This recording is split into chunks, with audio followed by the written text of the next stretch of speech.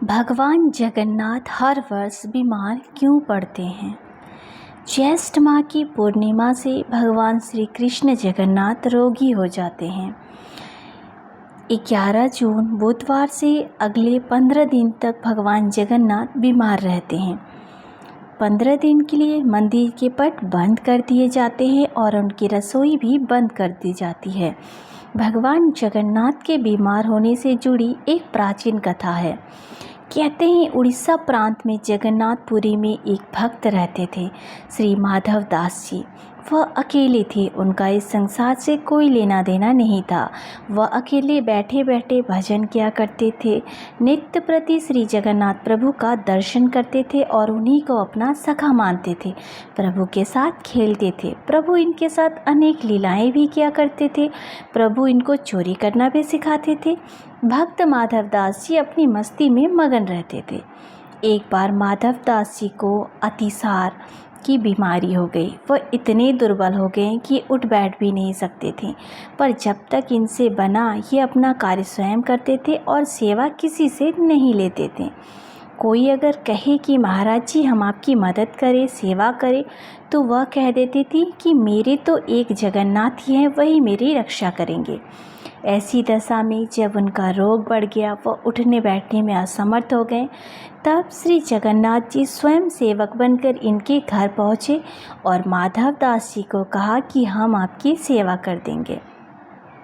भक्तों के लिए आपने क्या नहीं किया प्रभु, और इसीलिए प्रभु ने अपने भक्त के लिए, क्योंकि इनका रोग इतना बढ़ गया था कि वह स्वयं कुछ भी करने में असमर्थ थे।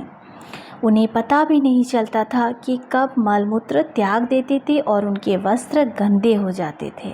उन वस्त्रों को जगन्नाथ भगवान अपने हाथों से साफ करते थे, उनके पूरे शरीर को साफ करते थे, उन्हें स्वच्छ करते थे। कोई अपना भी इतनी सेवा नहीं कर सके जितना भगवान जगन्नाथ ने भक्त माधव दास जी की करी थी। भक्त माधव दास जी पर प्रभु का स्नेह दिन प्रतिदिन बढ़ता जा रहा था। जब माधव दास जी को होश आया तब उन्होंने तुरंत पहचान लिया कि यह तो मेरे प्रभु ही हैं। एक दिन श्री माधव दास जी ने पूछ लिया प्रभु से, प्रभु आप तो त्रिभुवन के मालिक हो, स्वामी हो, आप मेरी सेवा कर रहे हो, आप चाहते तो मेरा ये रोग तो दूर कर सकते थे, तो रोग दूर कर देते तो ये सब आपको करना नहीं पड़ता। फिर आपने मेरा रोग दूर क्यों नहीं किया? ठाकुर जी कहते हैं, देखो माधव, मुझसे भक्तों का कष्ट नहीं सहा जाता, इसी कारण तुम्हारी सेवा की है मैंने। जो प्रारब्ध होता है उसे तो भोगना ही पड़ता है। अगर उसको इस जन्म में नहीं भोगोगे तो फिर तुम्हें अगला जन्म लेना पड़ेगा, और मैं नहीं चाहता कि मेरे भक्त को जरा से प्रारब्ध के कारण अगला जन्म फिर से लेना पड़े। इसीलिए मैंने तुम्हारी सेवा की। लेकिन अगर फिर भी तुम कह रहे हो तो भक्त की बात में नहीं टाल सकता। भक्तों के सहायक बन उनको प्रारब्ध के दुखों से, कष्टों से सहज ही पार कर देते हैं प्रभु। और अब तुम्हारे ये प्रारब्ध में सिर्फ 15 दिन का ही और रोग बचा है, इसीलिए 15 दिन का जो रोग है वो तुम मुझे दे दो। 15 दिन का वह रोग जगन्नाथ प्रभु ने माधव दास जी से ले लिया। आज इसीलिए भगवान जगन्नाथ बीमार पड़ते हैं। और ये तो तब की बात हो गई। तब की बात पर भक्त वत्सलता देखिए, आज भी वर्ष में एक बार जगन्नाथ भगवान को स्नान कराया जाता है, जिसे स्नान यात्रा कहते हैं।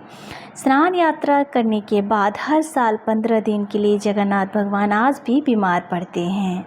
तब 15 दिन के लिए मंदिर बंद कर दिया जाता है।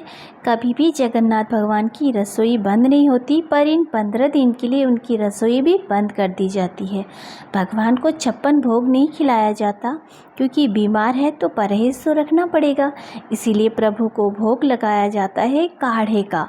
अलग अलग काढ़ों का भोग लगाया जाता है प्रतिदिन भगवान जगन्नाथ को। 15 दिन इस दौरान भगवान को आयुर्वेदिक काढ़े का भोग लगाया जाता है। और जगन्नाथ धाम मंदिर में तो भगवान की बीमारी की जांच करने के लिए हर दिन वैद्य भी आते हैं। काढ़े के अलावा फलों का रस भी दिया जाता है। वहीं रोज़ शीतल लेप भी लगाया जाता है। बीमार के दौरान उन्हें फलों का रस, छेना का भोग लगाया जाता है और रात में सोने से पहले मीठा दूध अर्पित किया जाता है। भगवान जगन्नाथ बीमार हो गए हैं और अब 15 दिन तक आराम करेंगे। आराम के लिए 15 दिन तक मंदिरों, पट भी बंद कर दिए जाते और उनकी सेवा की जाती है बंद में ही, ताकि वे जल्दी ठीक हो जाए। जिस दिन वे पूरी तरह से ठीक होते हैं उस दिन जगन्नाथ यात्रा निकलती है, जिसके दर्शन हेतु असंख्य भक्त उमड़ते हैं। खुद भी तकलीफ़ लेकर अपने भक्तों का जीवन सुखी हो, ऐसे तो सिर्फ हमारे प्रभु जगन्नाथ ही हो सकते हैं। जय जगन्नाथ। तो ऐसे ही और भी भगवान से जुड़ी कहानियाँ, कथा इत्यादि जानने के लिए चैनल को सब्सक्राइब करें। नित्य प्रतिदिन भगवान की कथा श्रवण करते रहें। जय जगन्नाथ।